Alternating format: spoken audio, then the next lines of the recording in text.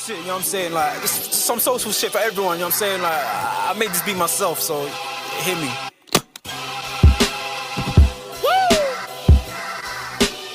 I mean, like, we can put all that clown shit away. There's some real shit for you. I'm spazzing right now, so listen, let's go. Yeah. It's in their bones, the thugs in harmony for the love of the money. Then fall victim for the cookie, then turn pussy, it's lonely. You said you hold it down when life get rough, we're here now, so show me. We move them losses to them wins. Heavy pounds, we make it ends meet. Converse with only few who make me feel like I be 10 feet. Welcome to the show, guys. It's G. We are back in the building. Guys, you already know the vibes. You already know the damn ties. Please make sure you are subscribed to the channel if you're passing this video. If you come across this video, obviously with the news that we've heard today, please make sure you do smash that like and share out as well. Now, you guys already know, as you can see in the title, obviously we're here to talk about Federico Chiesa. Was out all day yesterday, so didn't see any news and stuff like that. Woke up this morning, I've seen quite a lot in regards to Liverpool potentially, putting in a bid. I believe. Obviously, we'll take a quick look at that now. But apparently, I think Liverpool are looking at Federico Chiesa. Obviously, this is according to Fabrizio Romano, who has put out here. Liverpool let's just make that a bit bigger for you guys to see. There we go. Perfect. Liverpool make initial approach for Federico Chiesa as possible option for final days. Chiesa available on the market as Juve want to find a solution, and LFC made contact today, obviously yesterday. Liverpool exploring conditions of the deal as Chiesa would be keen on a Premier League move. Now, obviously, I've seen, Liverpool fans are excited and stuff like that. And Chiesa, I like him, man. Yeah, I really do like him. I think he's a really decent winger. I think once upon a time, I would have been really, really happy with a signing like that. And to be fair, it's not to say I wouldn't be, with someone like Chiesa, because I still think, despite, all the, would I say, like injuries and stuff like that we've obviously seen from him over the last few years, I still think there's a really, really top player, in there. I think, it's just it just kind of depends on, I guess, Liverpool and the way that they kind of see it. If I'm being totally 100% honest with you, because in my eyes, I just look at it as, listen, this is a player who obviously can play left wing, can play right wing, can play as a support striker, can do all of these kind of amazing things. And I'm just trying to figure out myself, in terms of, okay, I wonder if you get, obviously it's an opportunistic signing, as we know that's what Liverpool wanted to do. Richard Hughes mentioned it, in terms of, come around this time in August. And yeah, I think the fee was reported to be in and around 15 million. Now, obviously in your head, you just straight away, I've seen, I've seen what people have said on social media and stuff, and everyone's like, yeah, get him. And again, I'm not here to say don't get him. Do you get what I'm trying to say? Like, I think I get it because of how low the fee is, right? In your head, you're just like, yeah, no, let's sign him. But yeah, for me, I think it's just more about wondering as to where does this guy play? Do you get what I mean? Like, I feel like it's a tricky one. It is really a tricky one, because obviously I know everybody talks about we need that backup for Salah, right? We do. We need someone who can play in Salah's position. I thought you would go out and sign an out right winger, someone who is, I guess, naturally a right winger. And again, Chiesa has played a lot of games as a right winger, so I don't know how people define him. For me, he's a left winger. That's how I define him. I don't. If I had to pick a position, I think I would call him a left winger. And even then, I think he's played more as like a second striker kind of thing.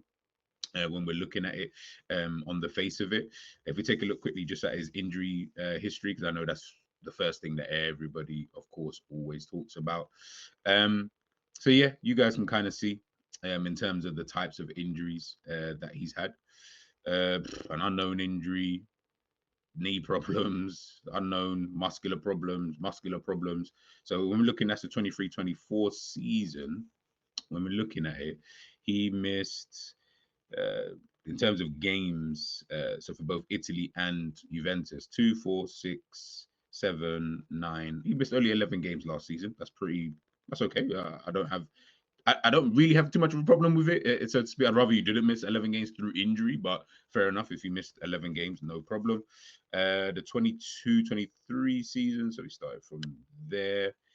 We've got 6, 7, 8, 10, 12, 16. Is it start there? Yeah, so he missed 16 games the previous season. Again, through some types of injuries, muscle fatigue, knee problems, tendon irritation, uh, just plain old fitness. Obviously, the 21-22 season is where he missed obviously a massive amount of games. He basically missed the entire season. He's talking 45, 7 games, what's that, 52, 53 games right there.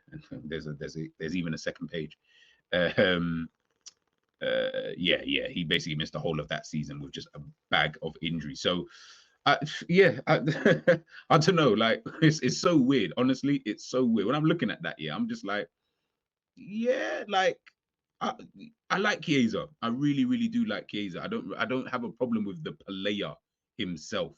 Now, I know you sports scientists out there. You're gonna start telling me, yeah, but look at the type of injury. I hear it. Honestly, I couldn't care less about the types of injuries that he's getting because it's all irrelevant anyway when someone is still picking up injuries, regardless of anything. It doesn't matter what type of injuries you are getting. If you're someone who constantly, every single season, pick up an injury, whether it be a massive injury, which obviously like the cruciate ligament tear, whether it just be a hamstring muscle injury. Again, look, muscle fatigue, that's something that pops up quite a lot, which is quite interesting to see. You can see, look, before he even got that cruciate ligament tear, he was already having, muscle fatigue anyway, and then he's had it really and truly. It's continued. Well, not continued, but he had it quite a lot in the 22-23 season. Fair enough. He's had muscular problems. Like, I don't know, man. I don't know. And with Liverpool, I'm kind of on edge. I'm on edge when it comes to Liverpool because the reality is I don't trust just yet. Obviously, Arne Slot's come in. I don't know what that's necessarily going to look like in terms of the injury situation. Obviously, we have to wait and see. Curtis Jones just has picked up an injury. Joel Kwanzaa has also picked up an injury. So again, like I don't know. I feel like someone in the comment section is probably gonna. You guys are probably gonna give me some kind of excuse as to why this player got injured. Hey, again, I'm not here to go back and forth about it. I'm just here to just show you what we can see. I don't know. Yeah, do you get what I'm trying to say? I don't know what the injury for Konza is. I don't know what the injury, or not injury, but I think Konza was just like a little doubt. So I don't know what that looks like now. Haven't checked any news out. Curtis Jones is Curtis Jones, so who cares? So yeah, who knows? Maybe these are just like the early start, and maybe we won't get that many injuries this season. Again, I hope not, and let's just wait and see. But when we're just looking at someone like Chiesa on the injury side of things, I am. Oh, honestly, I guess you'd have to manage it really, really well. Because he's a really good player, man. He is really, really a good player, man. I really don't have too much of a problem, as I say, like with the player himself. Do you get what I mean? I'm just like, again, I'm just more like kind of spitballing here in terms of the thought process. Do you know what I mean? When it comes to Chiesa, in terms of when we're looking at like style of play. It's all these ads, man. But yeah, when we're looking at like his kind of style of play here, see if I can make that a bit bigger for you guys to be able to. You can check out Scouted Football anyway, if you guys wanna see this. But I was just kind of like just taking a deeper look so you guys can see as well. His strongest attributes are explosive speed, allied with the promising dribbling skills, which he utilizes fairly well when facing up defenders to burst past them on either side. He's not a traditional winger tasked with launching crosses into the box. When he does beat his man, his preference is to vary his delivery into the box by attempting cutbacks or through balls into dangerous areas. You would be forgiven for thinking he was taller than his recorded height of 5'9" 2". He's a powerful athlete, able to use this physique and pace to create a number of problems for defenses. While this is when he's obviously at Fiorentina, while Fiorentina are the team who adopt an aggressive pressing structure, Chiesa is adept at pressuring on his own and recovers impressive numbers of balls back in the opposition's half. This is good for Juventus, with obviously at the time Andrea Pirlo signaling since his arrival as head coach that he wants his team to press aggressively to win the ball back as quickly as possible. Work rate and energy is a key aspect of his game. And then obviously here he can be criticised for poor decision making in the final third. I would agree with that. And the lack of end product, again, I would agree with that. Both are more than valid criticisms, but he did finish last season with 17 goal contributions in the league. And then obviously they talk about Kulusevski there. Now, obviously that was a couple of seasons ago. I would still stand by that in terms of when I'm looking at the style of play of someone like Chiesa, if I'm being honest with you. I do think that at times, when he does get into that final third, decision making can be at times not the greatest. Now, whether that develops, whether it gets better, whatever. But yeah, I do definitely agree with that. But you know, you're talking. I still think, at times, yes, not good. At other times, I'm like, oh, okay, yeah, he's really gonna, be a threat, over here, for Juventus or for Italy, and what have you and what have you. So again, yeah, it's a style of play, great, cool. No, I've got no real problems with that. He's only 26, turning 27. I think in October. So yeah, calm. He's getting into that kind of part of his career. Obviously, because of the injuries, he's not been able to really shoot for the stars. I do find it interesting that Thiago Motta does want to let him go. Um, yeah, and obviously Juventus as a football club are quite happy to let him go for about 15 mil, well 11 million in terms of pounds. I do find that very, very interesting. Um, Again, if I'm looking at like the kind of positions that he does take up, if I show you guys can obviously see here. This is obviously his heat map from last season. You can see he's predominantly obviously, of course, over there on that left hand side. But I know, of course, for Italy in the Euros, you can see he was predominantly on that right hand side. So again, this is a player who can obviously play, in the two kind of positions. It was kind of weird with Juve last season because he was more adopting, like they played him as like a second kind of striker. But I mean, as you can see here with the heat map, I mean, he is predominantly, there on that left hand side. So that's the kind of area that I see him playing.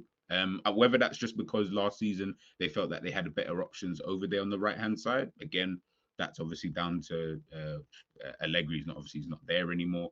But again, it's yeah. Honestly, I really don't know, man. I really, really don't know. I really don't know. Good player, man. Good player. Good player. Good player. And I think the money that you're talking about is calm. If you can, you don't have to guarantee, because you can't guarantee with any footballer that they're not going to pick up an injury, right? But I guess if you can just kind of minimize the amount of injuries that he does get, so whether that's through some type of training regime, workout plan or something, I don't know, whatever kind of works, because obviously then you start to fall into that, well, he's an injury prone player, but you just start to fall into that category of, oh God, this guy's never hit. Do you get what I'm trying to say? Like it just turns into just one of those things. And again, listen, like I said, I'll keep reiterating, I do like the player. I do genuinely like, Chiesa. But, I've always held off on, yeah, let's get him. Do you know what I mean? Because I'm like, I need to see like a couple of seasons where you're just not picking up these niggly injuries. Obviously, the problem is now he's 27. So I'm like, how long can I continuously keep waiting? And I do think he is one of those kind of players that I look at and I just think, yeah, I can see why most clubs don't really want to touch someone like a Chiesa. I can understand, because the reality is, unless it's like Chelsea, who obviously picked up Pedro Neto, someone who's also had injuries. But other than that, other top clubs, I don't feel like they would look at a Chiesa. Like they might look at him because he's a good player in terms of just the player himself, but they'd probably be a little bit hesitant. But at the same time, maybe if the fee was this low, maybe more clubs potentially. I know Barcelona apparently are one of those clubs as well. They're kind of looking at him. So again, that could be an option. I know Liverpool are really, really on it. I think, I don't know, I was going to say I think he wants to go Barcelona, but I don't actually know in terms of what his preference would be. To be honest with you, I know Fabrizio there saying about, the Premier League would be where a move that he really wants to do. So if so, then yeah, let's hope that he, we can get that deal done if that's the deal that Liverpool want to do. But yeah, it's I don't know, man. I don't know. I think because everyone's, well, from what I'm seeing, I don't know the what everyone's really saying, but from what I've seen since I kind of woke up this morning and saw the news, everyone's talking about him being like a option for Salah and stuff like that, and I'm like, okay, fair. If if that's kind of where where he's at, then yeah, I mean, we need a backup option. So if that's how Slot feels to play him, then yeah. But I know, of course, because he can play in all these other positions, we're getting in another one of those type of players. Cody Gakpo came on in the last 2 games as the centre forward and a left winger. Diogo Jota, we know, can play out left, kind of thing. Luis Diaz can play left and a bit of right, kind of thing. I feel like we're not finding any players who can just stick to that one position. I'm not saying whether you see it as a good or bad thing, I don't know. Again, it's just how you see, your team, kind of thing. I think I prefer sometimes in certain positions, like, do you have that one position? Like, I wouldn't be like, oh yeah, put Saka left wing. Do you get what I'm trying to say? Like, nah, he's a right winger. That's like his position. Salah, he's a right winger. I wouldn't put him left wing either. Do you get what I'm trying to say? I'm not saying you can't have no players, but I feel like we already have players in the team who can play multiple positions, in the attack. But then those are the same players that us as Liverpool fans will criticize because we're not seeing them being consistent purely because they can play so many positions, i.e., as I mentioned, Gakpo, last 2 games, comes on as a left winger and centre forward. So what position are you? People told me he's a left winger, but he's coming on centre forward. People told me he's a left winger, but he's coming off the bench as the replacement to play, as a left wing. So you're not going to gain any real consistency, if I'm being totally honest with you, if you're constantly just pulled from pillar to post. And I feel like Chiesa will just be that kind of player anyway, where, yeah, maybe some games it comes on the left if, we've got injuries or whatever. Some, not even injury, just maybe we just want that kind of threat on the left, but we want to keep Salah on because of his pace and directness and his aggressiveness and stuff like that. Like almost a bit like a Luis Diaz, just not with that type of dribbling ability. And sometimes I think he's going to come on the right, but then I won't be surprised to see him playing, maybe potentially through the middle. Like, I don't know, man. I don't know. It's an interesting one. It is really an interesting one. I'd love to hear what you guys think in regards to Chiesa. Yeah. I genuinely want to know what's the kind of general consensus. As I said, I've only just kind of woken up and then seen the news and stuff like that. So I'm very, very interested to see where people's heads are kind of at. But yeah, I think, listen, decent player, calm fee, not too much of an issue. I guess if there's no one else out there that they think is good enough like that, then fairs. Then we will just kind of keep it moving, and we just kind of keep it pushing, and then we take it from there. But as I said, people, let me know your thoughts in the comment section down below, people, and I will catch you on the other side. Peace.